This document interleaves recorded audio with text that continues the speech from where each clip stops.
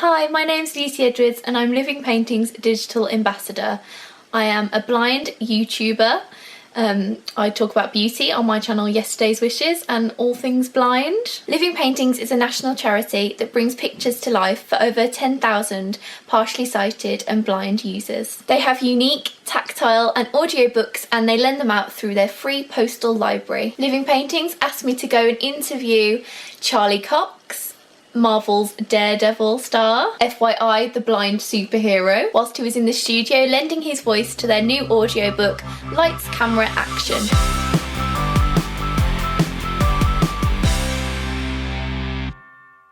So Charlie, I've always wanted to know since I've been watching Daredevil over the past couple of weeks, how did you audition for the character and the role? Well, it's actually quite an interesting story. So I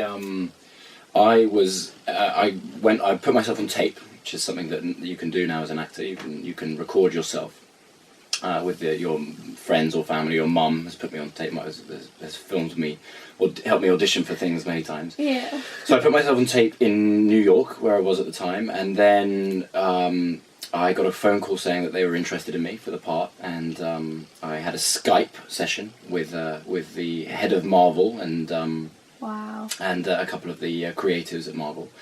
And then they're very secretive, Marvel, so they then sent me I was allowed to read the first 2 scripts of the show, but I had to go to sit in a room at Disney, and I had to sit in a room and be watched by someone while I was reading the script to make sure I wasn't photographing any of it or taking a picture of my phone or anything like that. Yeah. So then once that process was over and I'd read the scripts, I then knew how I was very excited about it because I was very impressed with the scripts. Mm-hmm. So then they flew me to Los Angeles and I had 2 or 3 days of screen testing, what we call a screen test. So I had to read with lots of different actors, lots of different people who were potentially going to play Karen, and lots of actors who were going to potentially play Foggy, and they kept on switching us in and out. And it was the whole process took about 2.5 months. Wow. Yeah, but the interesting part of the story is once I finally got the role, once I finally won the role, and it'd taken all this time, I had lunch with another one of the head creatives at Marvel who told me that he'd seen me in a previous TV show and he'd wanted me all along. So Oh, wow, that's good. Yeah, so that was nice. Glad you auditioned then. Yeah, exactly. Yeah, in the first place. My next question is, in the first episode you said you'd give anything to see the sky again. Oh yeah. And I just wondered how you sort of came up with the producer or who was writing the script, sort of maybe how did you come about to sort of acting that, or did you find it hard, or as a sighted person yourself? Yeah, that's a really good question. I mean, that was in the script when I received them. So my job as an actor is to make sense of the lines and find the relevant emotions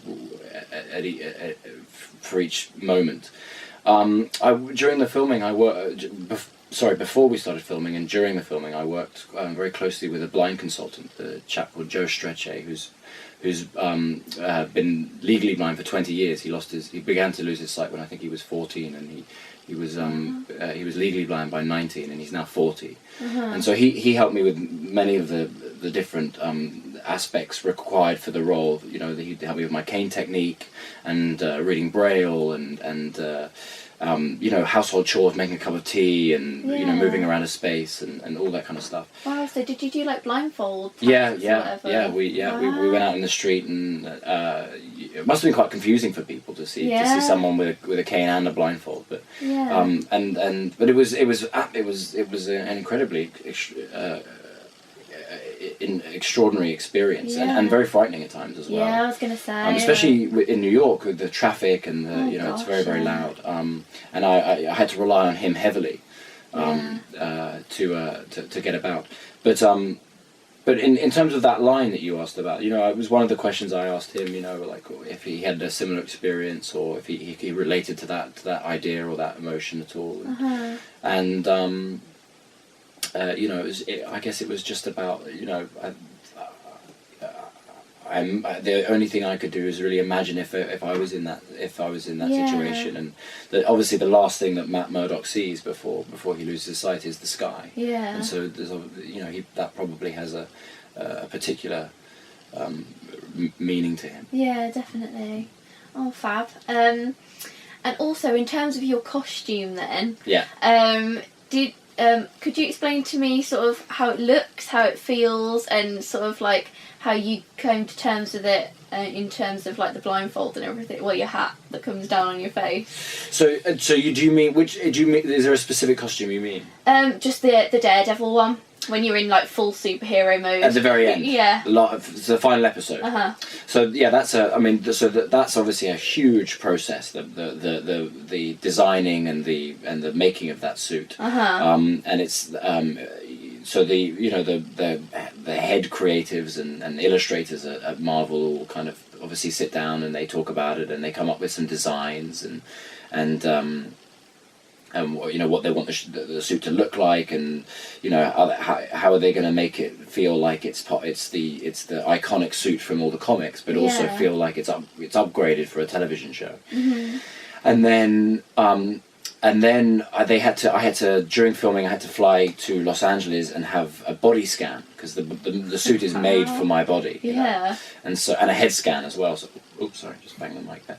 So I had to stand in this kind of odd machine which scans my whole body and does my head and everything, and then they go and make the suit, and it's made of a very particular fabric. I don't know the name of the fabric, but it's kind of it's very stretchy and very durable. It doesn't rip.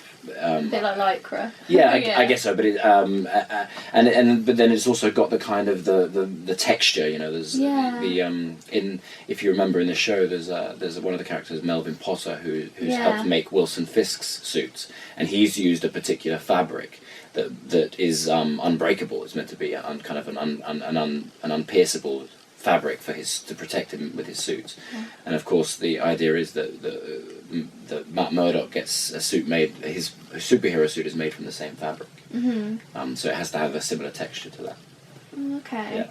That's fab. In terms of the sighted guiding then, when I was watching it with my boyfriend, he already describes it, and but they have that now on Netflix. I did look at it the other day, and I was like, wow. But he said that when you were being sight guided in the first episode as well, like you had your hand like on the elbow, like which is like how you're meant to do it. Did that guy that you mentioned, the consultant, do that as well? So that was something that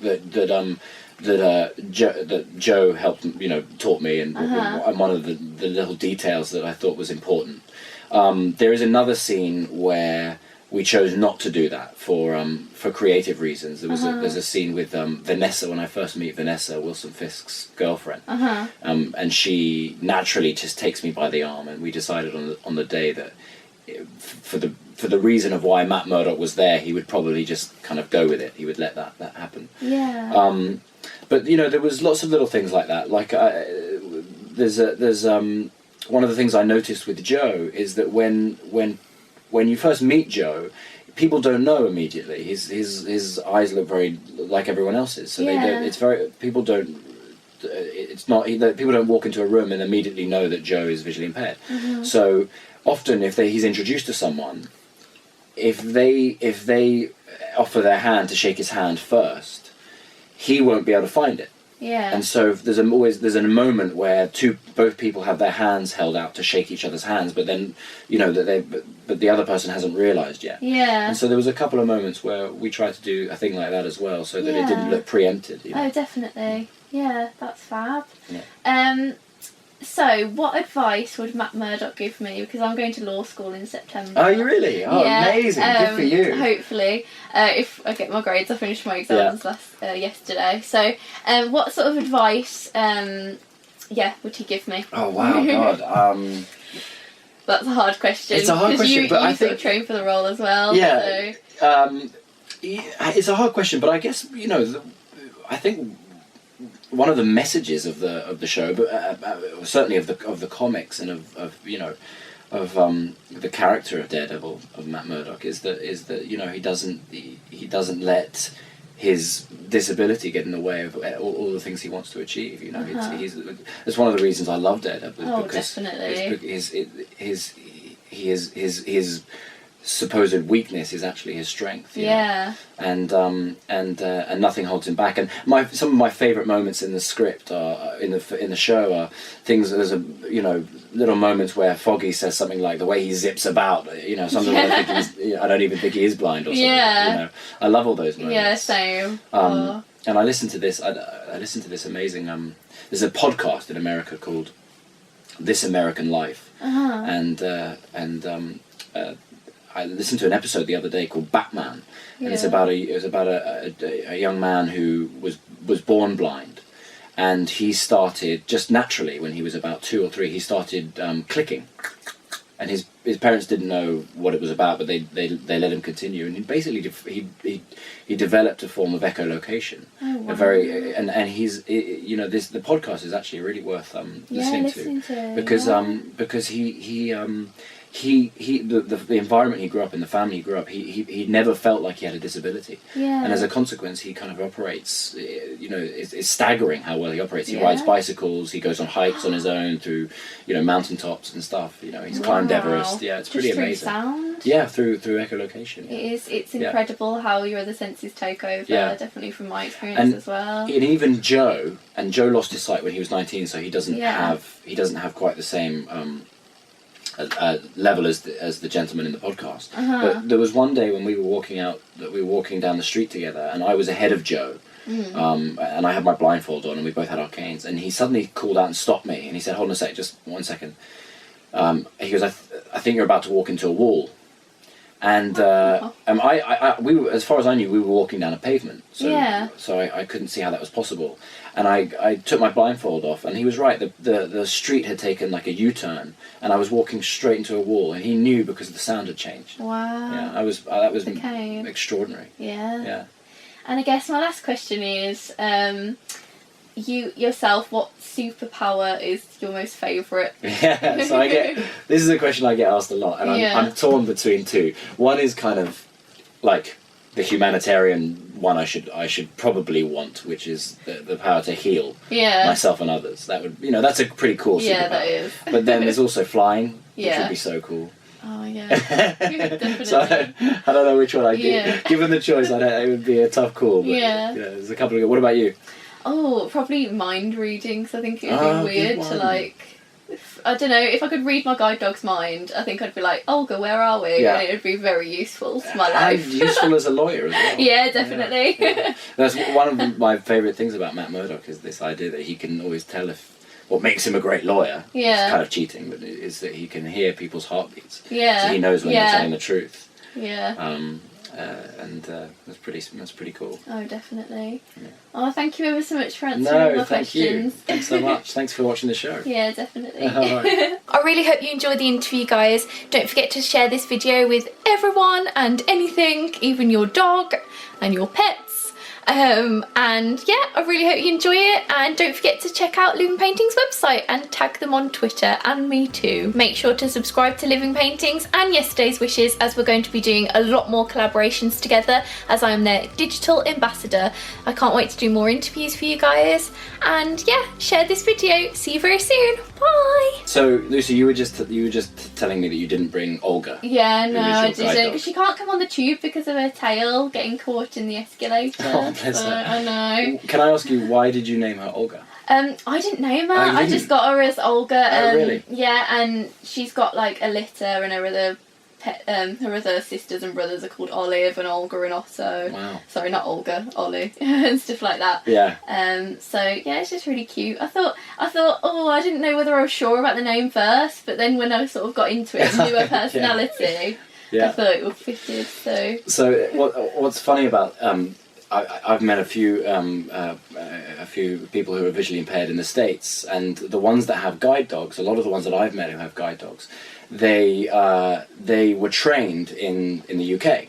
So I've met a lot of these kind of New Yorkers who have like really strong New York accents. Yeah. But when they give their guide dog commands, they have to do it in an English accent, so the guide dog can understand it. And it's really funny hearing these guys they'd be talking to me and they'd be like, "Hey, buddy, hey, do this, do that," and then they turn around and they go, "Sit, stay there.